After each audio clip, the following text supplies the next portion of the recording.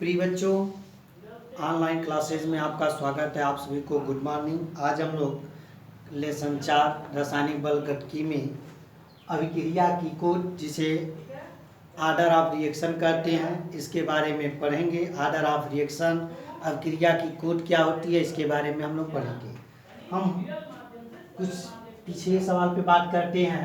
हमने आपको बताया था अभिकारक अभिक्रिया करके प्रोडक्ट में चेंज होते हैं। आपको बताया गया था जो अभिक्रिया का वेग होता है, जिसे रेट नियम या वेग नियम कहते हैं, ये अभिकारक की सांद्रता पर निर्भर करता है, क्योंकि जैसे जैसे समय बीतता जाता है, जैसे जैसे समय बीतेगा अभिक्रिया की दर घटती जाएगी, क्योंकि अभिकारक की सांद्रता घटती जाती है जबकि उत्पाद की सांद्रता बढ़ती जाती है। तो हमने बताया था वेग बराबर के, जिसे के कांस्टेंट कहते हैं। यहाँ पर अभिकारक की सांद्रता लिखा जाता है, जिसे के को वेग स्थिरांक या वेग नियतांक कहते हैं। हमने एक उदाहरण के माध्यम से आपको समझाया था कि अगर कोई रासायनिक अभिक्रिया होगी, जैसे मान लीजिए ए का x मोल है, बी का y मोल है, रिएक्शन करके बनाता है सी के z मोल प्लस डी के बनता है w मोल।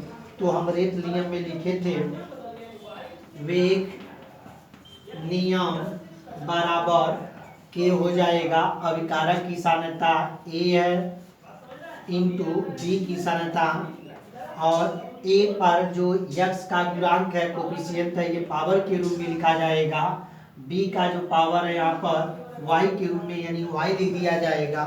हमने आपको बताया था ये वेग नियम के रूप में लिखने का व्यंजक तरीका होता है। हमने यहाँ देखा है जो ए की सांद्रता पर पावर एक्स है और बी की सांद्रता पर पावर वाई है, इन दोनों को ही आर्डर ऑफ रिएक्शन कहते हैं, अभिक्रिया की कोट कहते हैं।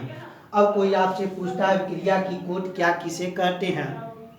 किसी अभिक्रिया की दर उसके अभिकारक के व्यंजक के पदों में, अभिकारक की सांद्रता के पदों में लिखना ही अभिक्रिया का रेट लॉ कहलाता है, वेग नियम कहलाता है। और वेग नियम में प्रयुक्त अभिकारक की सांद्रता के पदों के घातों का योग अभिक्रिया की कोटि कहलाती है। एक बार और समझिएगा, रेट लॉ में या वेग नियम में प्रयुक्त अभिकारक की सांद्रता पे घातों का कुल योग अभिक्रिया की कोटि कहलाती है। हम देखते हैं यहाँ पर ये अभिकारक है, अभिकारक की जो सांद्रता पर जो पावर लगाया गया है, यक्स पावर और वाई पावर, इन्हीं का जब योग कर देंगे यक्स प्लस वाई, यह जो होगा आर्डर ऑफ रिएक्शन कहलाएगा। इसी को अभिक्रिया की कुल कोटि कहलाती है। मीन्स ए की जो सांद्रता है वह यक्स घात के पेज सांद्रता यक्स घात के समानुपाती है, अब बी की जो सांद्रता है वाई घात के समानुपाती है, यानी यक्स के सापेक्ष, यानी ए के सापेक्ष यक्स कोटि की होगी, जबकि दूसरा जो बी अभिकारक है इसकी जो कोटि होगी, आर्डर ऑफ रिएक्शन होगा, वाई कोटि की होगी। अब बात करते हैं, हम कोई दूसरी अभिक्रिया को लेकर के बताते हैं। जैसे मान लीजिए हमारे पास कोई रासायनिक अभिक्रिया दिया है, H2 दिया है प्लस I2 दिया है, एरो लगाया गया है, 2HI बताया है। अगर आर्डर ऑफ रिएक्शन, सबसे पहले अभिकारक का वेग नियम लिखेंगे, वेग नियम बराबर के लिखेंगे। हम अभिकारक की सांद्रता H2 की सांद्रता इंटू I2 की सांद्रता लिखेंगे। अब आर्डर ऑफ रिएक्शन पूछेगा, अभिक्रिया की कोटि को आर्डर ऑफ रिएक्शन कहते हैं। तो देख रहे हैं हाइड्रोजन का जो देखेंगे किस घात के समानुपाती होगा, यहाँ एक घात है एक, इस पे भी एक घात है एक, तो 1 + 1 = 2, यानी यह जो अभिक्रिया होगी दोटी कोटि की अभिक्रिया होगी।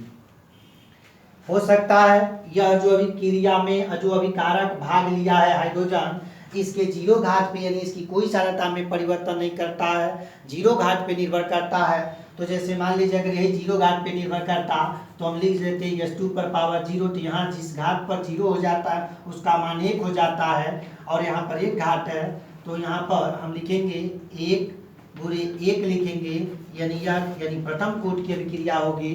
इस तरह से हमारा अभिक्रिया की जो कोटि होती है, 0 ऑर्डर भी रिएक्शन हो सकता है, शून्य कोटि की अभिक्रिया हो सकती है, प्रथम कोटि की अभिक्रिया हो सकती है, द्वितीय कोटि की अभिक्रिया हो सकती है, तृतीय कोटि की अभिक्रिया हो सकती है, उसके बाद 1/2 कोटि की अभिक्रिया भी हो सकती है, 1/4 कोटि की अभिक्रिया हो सकती है। यह सब जो होता है, यानी किसी अभिकारक के जब रेट लॉ में उनका व्यंजक पदों में लिखा जाता है, तो उस अभिकारक की सान्द्रता में जो पदों की सान्द्रता लिखी जाती है, घातों का जब योग कर देंगे तो ऑर्डर ऑफ रिएक्शन या अभिक्रिया की कुल कोटि का पता चल जाता है।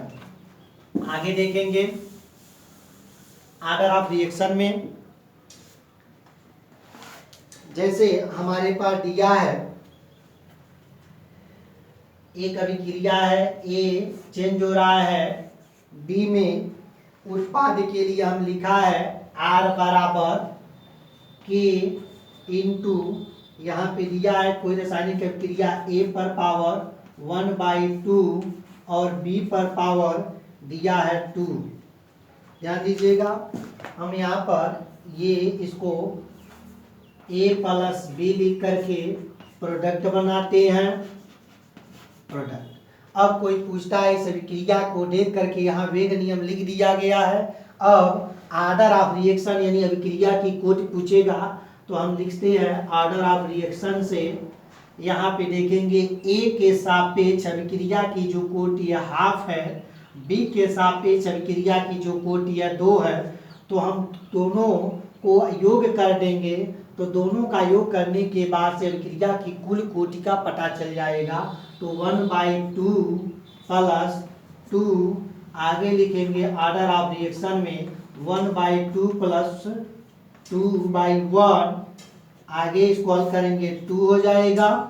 ये हम देखेंगे तो 1 प्लस यहाँ देखेंगे तो ये हो जाएगा हमारा 4 हो जाएगा, हमारा 5/2 आएगा, 2.5 होगा।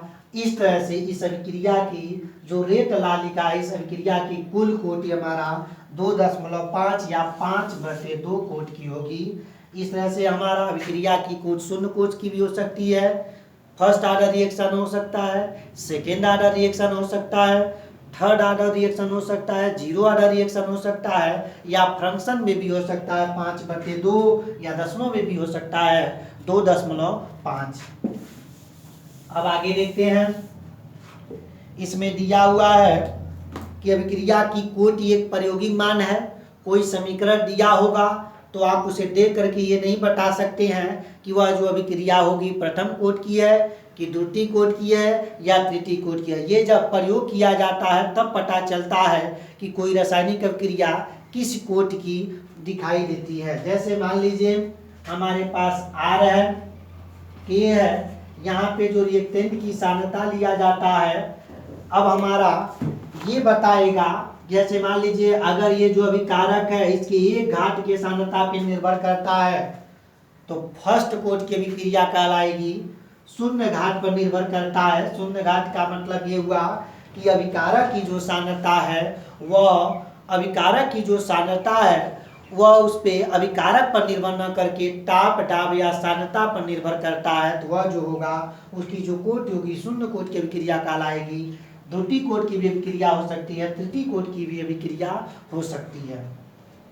अगर मान लीजिए प्रथम कोटि की है तो हम लिख सकते हैं R पर पावर 1, द्वितीय कोटि की कोई रासायनिक अभिक्रिया है तो लिख सकते हैं R1, R लिख सकते हैं, 1 1 2 होगा, द्वितीय कोटि की लागू होगा। अगर यही हो सकता है R बराबर K, R पर पावर 2 हो सकता है, ये द्वितीय कोटि की अभिक्रिया होगी, यह भी द्वितीय कोटि की अभिक्रिया होगी, प्रथम कोटि की अभिक्रिया होगी, शून्य कोटि की अभिक्रिया होगी। अगर किसी रेट लॉ में लिखा है R बराबर K A into B into C की सांद्रता, सबके जो A के सापेक्ष प्रथम कोटि है, B के सापेक्ष प्रथम कोटि है, C के सापेक्ष भी प्रथम कोटि है, तो टोटल जोड़ेंगे हमारा तृतीय कोटि का होगा। हो सकता है तृतीय कोटि का R बराबर K, A का जो सांद्रता 2 घात के समानुपाती है, B पर 1 हो सकता है, यह भी एक तृतीय कोटि की अभिक्रिया है। दोनों को जोड़ देंगे तो हमारा कोटि पता चल जाएगा। ये तृतीय कोटि की अभिक्रिया है।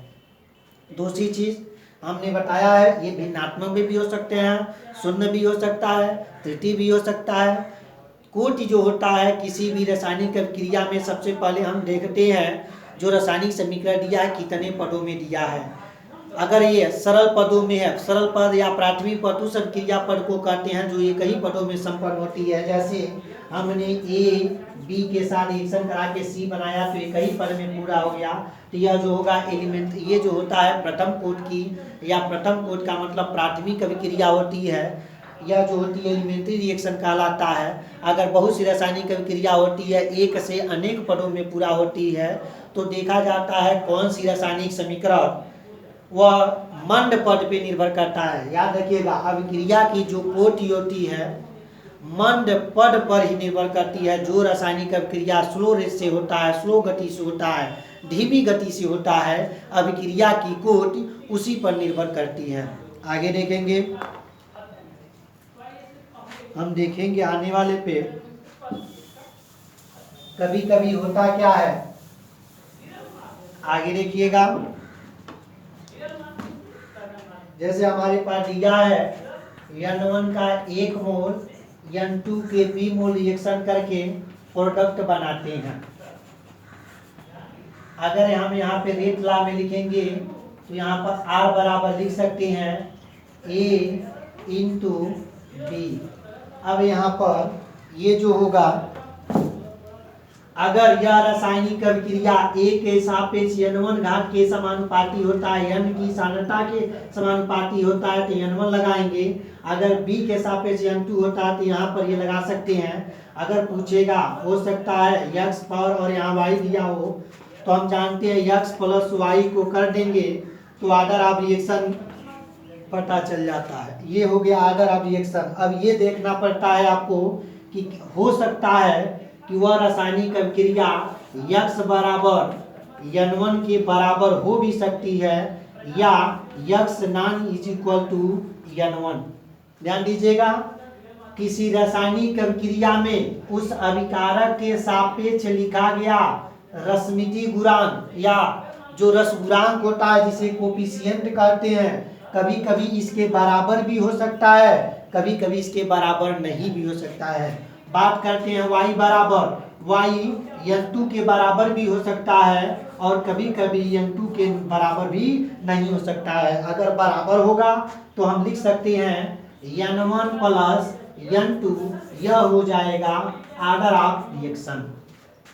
अगर बराबर है तब, यानी अभिक्रिया की कोटि x का N1 के बराबर है तो यहाँ N1 इसके पावर के रूप में होगा, y के सापेक्ष N2 हो जाएगा तो अभिक्रिया की कोटि N1 प्लस N2, यानी अब सब हो जाएगा k a पर पावर N1 और b पर पावर N2, इन दोनों को जोड़ देंगे तो N1 प्लस N2, ये ऑर्डर ऑफ रिएक्शन निकल जाएगा। कभी कभी होता है बराबर हो भी सकता है, बराबर नहीं भी हो सकता है। इसको उदाहरण के माध्यम से समझाते हैं।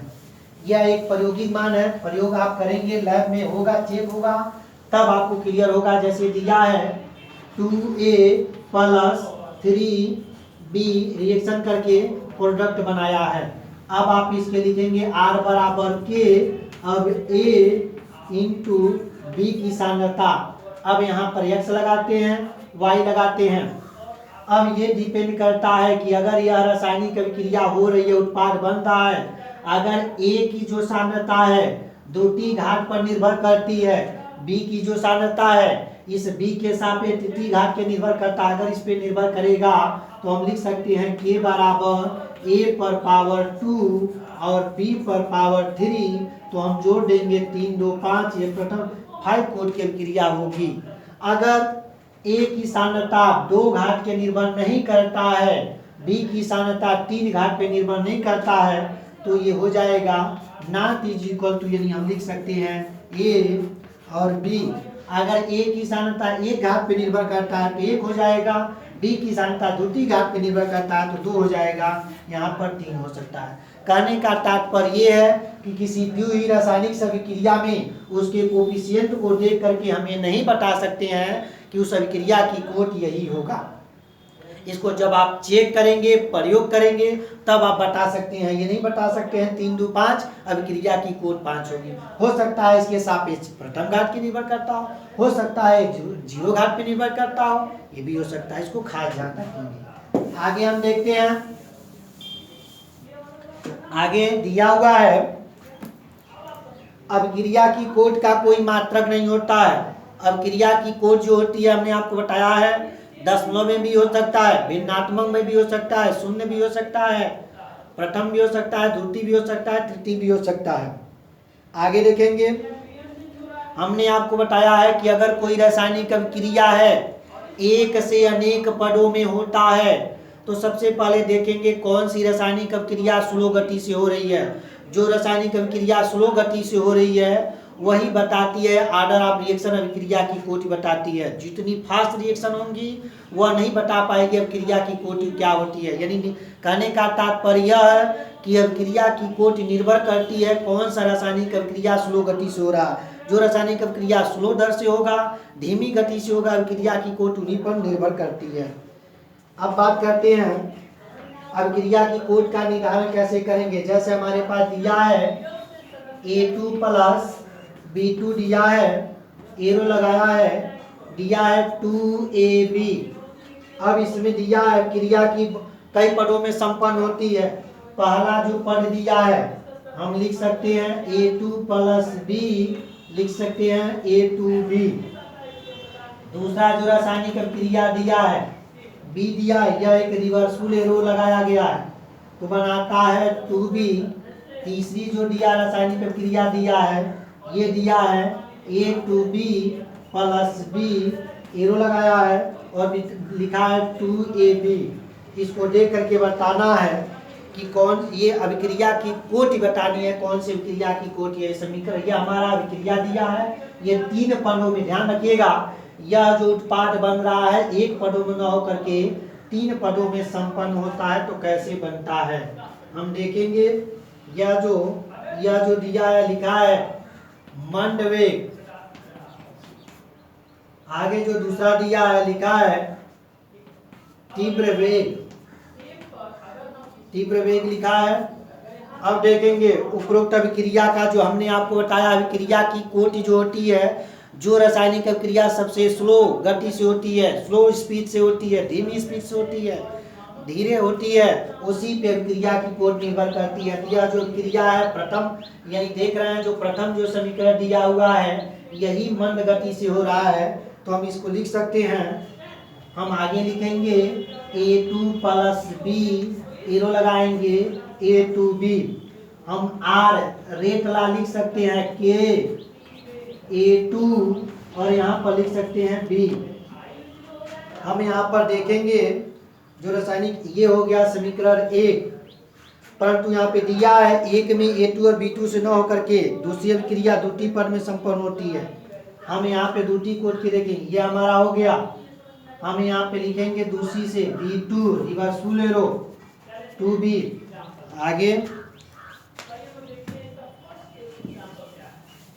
आगे हम देखेंगे साम्य स्थिरांक लगाएंगे यहाँ पर,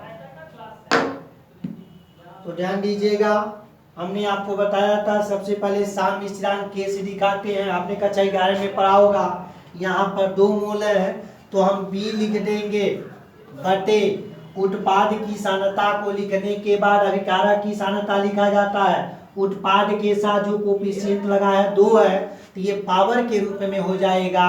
आगे लिखेंगे फिर अभिकारक की सांद्रता, अभिकारक भी हमारा B है तो B लिखेंगे, B2 है B2 लिख देंगे। यहाँ देखेंगे 1 मोल है तो यहाँ 1 लिखे या 9 लिखें। इस तरह से हमारा ये हो गया। आगे हम लिख सकते हैं हमारे पास ये हो गया, यहाँ पर B2 के पावर के रूप में लिख सकते हैं K, यहाँ पर B हो जाएगा। आगे B की जो सांद्रता होगी बराबर लगाएंगे, यहाँ पावर के रूप में हो जाएगा K, B की सांद्रता हो जाएगी, हमारा B2 है, यहाँ पर B2 है। आगे ध्यान देंगे, अब इसका जो मान है हम यहाँ पर लिख सकते हैं R बराबर के, यहाँ पर लिख सकते हैं A2, आगे बी का हम ये लिख सकते हैं कि के B2 होगा, आगे लिख सकते हैं R बराबर के A2 लिख लेंगे, के हमने कॉमन कर दिया, ये हो गया। हम जानते हैं पावर को लिख करके लिख सकते हैं यहाँ पर B2 हो गया, यहाँ पर जब पावर हटेगा कर्दी में 1/2 हो जाता है। हम यहाँ देखेंगे यहाँ पर जो विक्रिया की कोटि है, यानी यहाँ पर जो रासायनिक अभिक्रिया ये हमारा एक घात पे निर्भर करता है। अब यहाँ देखेंगे R बराबर यहाँ पर 1 घात है, तो K इंटू A पर पावर 1/1 हो जाएगा, B पर जो होगा 1/2 हो जाएगा। आगे सॉल्व करेंगे आर्डर ऑफ रिएक्शन में, तो 1/1 प्लस 1/2 होगा, तो हल करेंगे आगे, तो हम देखते हैं 2 हो जाएगा, 2 होगा 1 हो जाएगा, 3/2 होगा, तो 3/2 का मतलब 1.5 होगा। इस तरह से ये जो रासायनिक अभिक्रिया होगी, इस अभिक्रिया की जो कोटि होगी 1.5 कोट की अभिक्रिया होगी। इस तरह से कोई रासायनिक अभिक्रिया दिया होगा, आप देखेंगे जो रासायनिक अभिक्रिया दिया कितने पदों में संपन्न होता है, हम देखते हैं 3 पदों में संपन्न होता है। तो हम यहाँ देखेंगे यहाँ पर ये जो अभिक्रिया है मंद वेग से हो रहा है, तो यह निर्भर करेगा, हमने इसका रेट ला लिखा। तो देखते हैं यहाँ पर B की जो सांद्रता है यहाँ पर ये बनता है हमारा B2 दिया गया है, तो इसको देखेंगे। इसको देखने के बाद रासायनिक सामिश्रण लगाएंगे, उत्पाद की सांद्रता बटे अभिकारक की सांद्रता, यहाँ पर हम देखेंगे यहाँ पर स्क्वायर है, B स्क्वायर बराबर ये एक साथ हो जाएगा, तो हम B बराबर लिख सकते हैं, ये कर्री लग जाएगा कि B2 यहाँ B की मान समान आ गया। इस समीकरण को 2 कर देंगे, समीकरण 2 का मान समीकरण 1 में रखेंगे, तो हम पाएंगे यहाँ पे 1/2 घात। कहने का अर्थ ये है B की जो सांद्रता है 1/2 के सांद्रता पे निर्भर करता है, जो घात है 1/2 है। A की जो सांद्रता है 1 घात के निर्भर करता है, दोनों को योग कर देंगे, 1 प्लस 1/2 को जोड़ेंगे 3/2 आएगा, हल करेंगे तो 1.5 आएगा। इस तरह से रासायनिक अभिक्रिया को इससे कैंसिल भी कर सकते हैं। हम यहाँ देख रहे हैं A2B है, यहाँ A2B आ गया, यहाँ पे देखते हैं। इसके बाद B है, इसी को हम ऐसे भी कैसे लिख सकते हैं, यहाँ ध्यान दीजिएगा, A2B से A2B कैंसिल हो गया, B है, तो यहाँ B और B हम लिख सकते हैं 2B, A2 है हमने A2 लिखा, B2 है हमने B2 लिखा, बराबर यहाँ देखेंगे कैंसिल हो गया, 2B है, तो यहाँ पर जो लिखेंगे 2B प्लस 2AB है, हम 2B से 2B कैंसिल कर सकते हैं, तो आगे पाएंगे A2 plus B2 reversal arrow लगा सकते हैं 2AB। इस तरह से यह समीकरण दोनों बराबर है। कोई भी रासायनिक अभिक्रिया होती है कई पदों में संपन्न होती है, तो उसे जटिल अभिक्रिया कहते हैं। जो रासायनिक अभिक्रिया एक ही पदों में संपन्न होती है, एक ही अभिक्रिया लिखने के बाद एक ही पद में उत्पाद बना लेता है, वह उसे प्राथमिक अभिक्रिया कहते हैं। आज के लिए बस इतना ही, से हम नेक्स्ट वीडियो में बात करेंगे, तब तक के लिए धन्यवाद।